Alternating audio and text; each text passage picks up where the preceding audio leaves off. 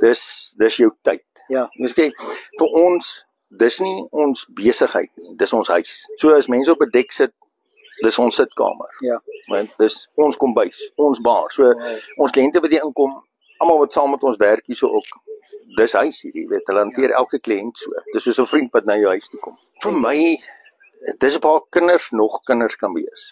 Ons het nie televisies in die chalets of ietsie, daar's nie wifi nie, daar's niks. Ja. Hierso speel jy Monopoly soos 'n gewone familie en beklei en gooi mekaar met kaarte. Ja. Die kinders ry fiets, hulle hardloop rond tot 9:00, 10:00 die aand, jy weet, in die swembad en alles, en dis 'n veilige omgewing vir die kinders. Ja, en veral vir ons locals ook. Ons het 'n verskriklike groot local mark.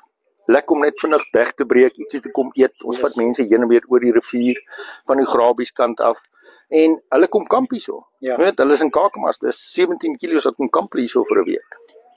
Vir wie, jy noem nou die locals, vir wie akkommodeer jy hier by Kamp Kerie? Almal, families, you name it. Ons is daai middelklas mark wat kom. So ons gee 6-ster diens, maar jy betaal 'n 3-ster prys. Wow. En ook ons chalets, ons kampering, alles, dis nie buitensporig duur nie, want enige ou van die Kaap, van Johannesburg, van Windhoek, Natal, dis oor 1000 km tot by ons.